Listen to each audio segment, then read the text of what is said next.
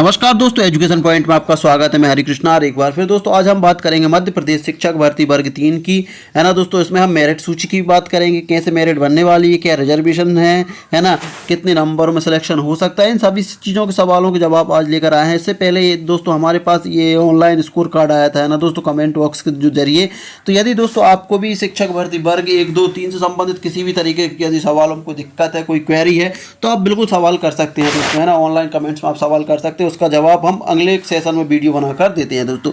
तो देखिए, अब इनकी बात, इनने अपना नाम नहीं बताया, है ना, इनने अपने स्कोर कार्ड भेजा। तो प्रोफेशनल मार्क्स इनके हैं 114.82 और नॉर्मलाइज्ड मार्क्स इनके 110.66, है ना। इनकी रैंक कितनी है? कंसोलिडेटेड रैंक है 4742, अनरिजर्व रैंक है 4742, अनरिजर्व फीमेल है ये तो 818। अब बात इनने ये पूछी थी कि सर मेरा सिलेक्शन होगा कि नहीं। तो देखिए, बात करते हैं। सबसे पहले हम सिलेक्शन की बात करेंगे। तो इसमें देखिए, पहले रिजर्वेशन सिस्टम समझा दे रहा हूँ। देखिए, रिजर्वेशन सिस्टम क्या है।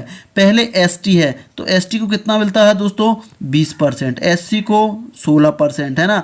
ओबीसी को बात करूँ तो ओबीसी को पहले मिलता था 14%, लेकिन अब 27% कर दिया है ना। गवर्नमेंट बिल्कुल देने के पूरे मूड में है। ईडब्ल्यूएस 10%, है ना दोस्तों, ईडब्ल्यूएस 10%, और अब फिर शेष जो बच रहा है वो अनरिजर्व का बचा है 27%, है ना दोस्तों। ये है, यदि 14% मिलता है तो 3% 13% यहाँ जुड़ जाएगा, तो 13% जुड़ेगा तो यहाँ पर 40% हो जाएगा दोस्तों, है ना। बात कितनी हो जाएगी? 40% हो जाएगा यहाँ पर दोस्तों, यदि 27 की जगह 14% रहता है। तो बात करेंगे हम एक एक पे, बात करेंगे कि कितने पे सिलेक्शन होने की उम्मीद है। तो अब देखिए, अनरिजर्व सीट की बात करूं तो अनरिजर्व सीट आनी कितनी है दोस्तों? अनरिजर्व सीट की बात करूं तो अनरिजर्व आपकी सीट आनी है, देखिए 27%। यदि रिजर्वेशन बच रहा है ओबीसी को देकर, तो 27% के हिसाब से यदि 10,000 पोस्ट आती हैं। कम क्यों ले रहा हूँ? क्योंकि इससे अधिक आ जाए तो 100% आपका सिलेक्शन है ही, लेकिन इससे कम आती हैं तो फिर दिक्कत हो जाएगी, है ना। कम से कम 10 तो आना ही है। तो 10,000 पे लेता हूँ, तो यदि 27% रिजर्वेशन रहेगा तो कितनी आ जाएंगी? 2700 पोस्ट आ जाएंगी दोस्तों। जब 2700 पोस्ट आएंगी तो 2700 पोस्ट 2 वर्गों में डिवाइड होंगी। कहाँ कहाँ? 1350 चली जाएंगी ओपन नील में, और 1350 कहाँ जाएंगी दोस्तों? 1350 जाएंगी फीमेल में। अब बात करेंगे हम ओपन रोल फीमेल की। देखिए, जो ये फीमेल है, यहाँ किस किस का सिलेक्शन होता है? यहाँ पर एसटी, एससी, ओबीसी, है ना, और ईडब्ल्यूएस की जितनी भी फीमेल कैंडिडेट हैं वहाँ सिलेक्शन यहाँ ले सकती हैं। यदि इनमें से, यदि मान लो अनरिजर्व फीमेल से इनके ज़्यादा नंबर हैं, तो यहाँ फीमेल की सीट ले सकती हैं वो। और इसमें बात करेंगे तो इसमें किसका सिलेक्शन होगा? देखिए, इसमें जितनी भी कैटेगरी हैं, चाहे वो एससी हो, चाहे वो एसटी हो, चाहे वो ओबीसी हो, चाहे वो ईडब्ल्यूएस हो, चाहे वो अनरिजर्व हो, या कोई भी हो, है ना। यहाँ के देखिए, यहाँ से मेल हो चाहे फीमेल हो, मेल हो चाहे फीमेल हो, इन सभी कैटेगरियों के मेल चाहे फीमेल जो भी हो वो 1350 के दायरे में आ जाएंगे। लेकिन शर्त क्या रहेगा? उनके नंबर अनरिजर्व के कैंडिडेट से ज़्यादा होना चाहिए। उनके नंबर अनरिजर्व के कैंडिडेट से ज़्यादा होना चाहिए। अब ये तो बात हो गई। अब बात होती है इनके सिलेक्शन की बात होती है। तो देखिए, 1350 पोस्टें आ रही हैं आपकी, 1350 फीमेल ओपन में। आपकी रैंक कितनी है? आपकी रैंक है 818। यदि मान लो 400 पोस्टें अदर वाले कोई भी ले जाएगा, है ना, अदर कैटेगरी वाली फीमेल्स ले जाएंगी, तो भी आपका सिलेक्शन निश्चित है, तो भी आपका सिलेक्शन बिल्कुल निश्चित है। आपने नाम तो नहीं बताया, लेकिन जिसका भी है तो सिलेक्शन निश्चित है ना दोस्तों। तो इनकी बात हो गई है। अब बात करते हैं हम आप लोगों की। अब देखिए, बहुत सारे सवाल आ रहे हैं कि सर कैसे होगा, रिजर्वेशन सिस्टम समझ में नहीं आया। तो रिजर्वेशन सिस्टम आज मैं समझा दे रहा हूँ। देखिए, रिजर्वेशन समझा दे रहा हूँ। रिजर्वेशन समझना कैसे है? देखिए, रिजर्वेशन में क्या क्या रहेगा मैं बता दे रहा हूँ। देखिए, यहाँ पर रहेगा, सबसे पहले एसटी को दे रहा हूँ मैं, फिर उसके बाद रहेगा एससी, उसके बाद ओबीसी, है ना, ओबीसी, उसके बाद ओबीसी लिखे दे रहा हूँ मैं, है ना, यहाँ पर ओबीसी समझ जाना, है ना, ओबीसी,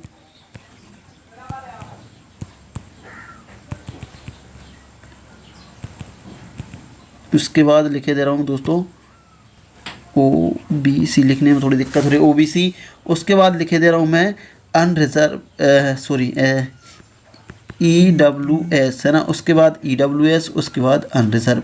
अब देखिए बात रिजर्वेशन की होती है तो ST को कितना मिलता है दोस्तों 20%, SC को कितना 16%, OBC को कितना 14% पहले मिलता था, EWS को 10% और अनरिजर्व को उस टाइम जब 14% इन्हें मिलता था। तो जोड़ के देखते हैं, देखिए 14 16 हो गए आपके 40, नहीं सॉरी 20 और 30, 30 और 20 हो गया 50 है ना, 50 और 10 कितना हो गया 60, कितना बचा शेष 40% बचा है ना। अब यदि बात करें हम कि अब रिजर्वेशन की अब की बात करें तो यदि 20% ST को मिल रहा है, 16% SC को मिल रहा है और यहाँ पर 27% यदि यहाँ होता है और EWS को 10% मिल ही रहा है तो यहाँ भी कितना हो जाएगा दोस्तों 27% है ना।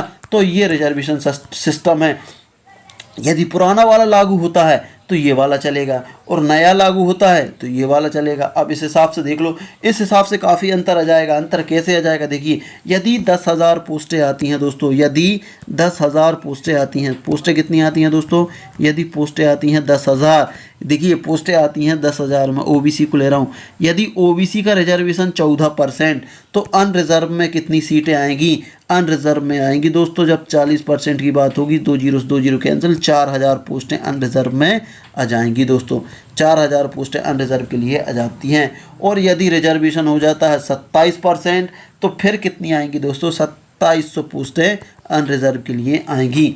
अब अनरिजर्व कैटेगरी में सारी कैटेगरी आ जाती हैं, SC ST OBC जनरल जो भी हैं, सारी कैटेगरी के नंबर जो हाईएस्ट नंबर रहते हैं वो यहाँ से केट लेके जाते हैं। तो दोस्तों आप लोग को याद रखना है, यदि 14% रिजर्वेशन आता है तो आपको 4,000 पोस्ट अनरिजर्व में जाएंगी और यदि 27% रिजर्वेशन आता है तो 2700 पोस्टें जाएंगी। कब जाएंगी कि ये 10,000 के हिसाब से यदि पोस्टें आती हैं, कितनी 10,000 पोस्ट आ जाती हैं वर्ग 3 में। फिर इसके बाद यहाँ पे अब रैंकों के डिवाइड होंगे। यदि मान लो देखिए यदि 4,000 पोस्टें आती हैं दोस्तों, यदि अनरिजर्व की 4,000 पोस्टें आ जाती हैं है ना, यदि रिजर्वेशन OBC का रहता है 13% ही है ना, 14% ही है ना, तो ये दो पार्टों में बट जाएंगी। 2,000 ओपन नील, ये किस में है ओपन नील है ना, और ये फीमेल ये फीमेल ओपन नील कह सकते हैं अपन, फीमेल बोल सकते हैं ना, अनरिजर्व फीमेल, ये अनरिजर्व फीमेल। अब सिलेक्शन किस में, देखिए इस वाली कैटेगरी में चाहे वो SC का हो, चाहे ST का हो, चाहे OBC का हो, चाहे EWS हो, यहाँ पर सिलेक्शन कौन लेगा, मेल और फीमेल दोनों। इन वाली पोस्टों में मेल और फीमेल कोई भी हो सब सिलेक्शन ले लेंगे। लेकिन इन वाली पोस्टों की बात करें तो इनमें देखिए इनमें क्या होने वाला है, मेन लॉजिक इनका ही है। देखिए इन पोस्टों का फीमेल की पोस्टिंग का क्या होना है, इसमें सिर्फ फीमेल ही सिलेक्शन लेगी। फीमेल कौन सी, चाहे वो ST की हो, चाहे SC की हो, चाहे OBC की हो, चाहे जनरल की हो, चाहे EWS की। यदि किसी फीमेल के नंबर टॉप रैंकर मतलब टॉप रैंकर यदि फीमेल टॉप जो फीमेल रहेंगी, यदि 2,000 टॉप फीमेल रहेंगी वो इस कैटेगरी में सिलेक्ट होगी, चाहे वो SC की हो, ST की हो, OBC की हो, जनरल की हो। तो आपको ये समझ में आ गया होगा। अब टॉप रैंकर क्या है, देखिए टॉप रैंकर कैसे, जैसे 2,000 पोस्टें हैं फीमेल की, अब 2001 से लेकर यदि फीमेलों की हम रैंक बनाए अलग से 1 से लेके 2,000 तक जितने भी फीमेल आएंगी चाहे वो किसी भी कैटेगरी की, वो इस रैंक में सिलेक्ट हो जाएंगी, मतलब अनरिजर्व फीमेल में सिलेक्ट हो जाएंगी। और मेल की बात करें तो यदि 2,000 पोस्ट मेल की होती हैं, जो कंसोलेशन रैंक है ना, आपकी कंसोलेशन रैंक है ना, अनरिजर्व रैंक है ना, जो आपकी अनरिजर्व ओपन नील रैंक यदि 1 से लेकर 2,000 जिसकी भी है, 1 से लेकर 2,000 जिसकी भी है, तो उसमें वो सारे सिलेक्ट हो जाएंगे, चाहे यहाँ मेल हो, चाहे फीमेल हो, चाहे SC का हो, ST का हो, OBC का हो, जनरल का हो, या फिर किसी भी कैटेगरी का है। 1 से लेकर 2,000 तक जिसकी भी रैंक आएगी वो इस कैटेगरी में अनरिजर्व की सीट, अनरिजर्व ओपन की सीट ले जाएगा।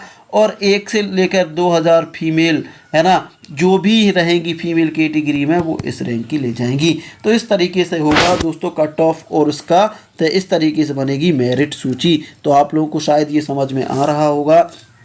है ना। यदि समझ में नहीं आ रहा हो तो आप इसको रिपीट करके देखना, आपको सारी चीज़ें क्लियर हो जाएंगी। और यहाँ से और बात करेंगे अदर स्टेट की। यदि अदर स्टेट की बात करूँ दोस्तों, तो अदर स्टेट की बात करूँ तो अदर स्टेट की बात करूँ अदर स्टेट की कैंडिडेटों की बात करें तो अदर स्टेट के कैंडिडेट सिर्फ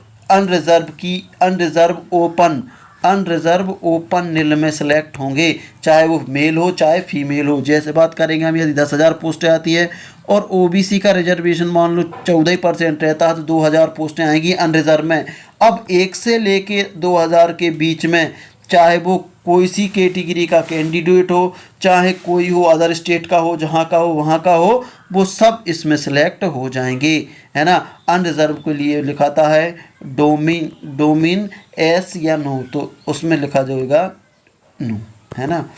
और यदि मध्य प्रदेश का तो एस लिखा जाएगा, ठीक है ना। तो इस तरीके से ये सूची बननी है दोस्तों। ये मैंने समझाने की कोशिश की, तो आई होप कि आप लोगों को समझ में आ गया होगा। यदि नहीं आया तो वीडियो को रिपीट करें, है ना। उसके बाद भी समझ में नहीं आ रहा तो आप बिल्कुल कमेंट्स कर सकते हैं, कमेंट करेंगे तो उसका आंसर देने की मैं पूरी कोशिश करूँगा, है ना। मिलते हैं अगले वीडियो में। और वीडियो यदि आप लोगों को अच्छा लगा है तो इसे लाइक शेयर और चैनल को सब्सक्राइब कर लेना दोस्तों। मिलते हैं अगले वीडियो में, तब तक के लिए जय हिंद जय भारत।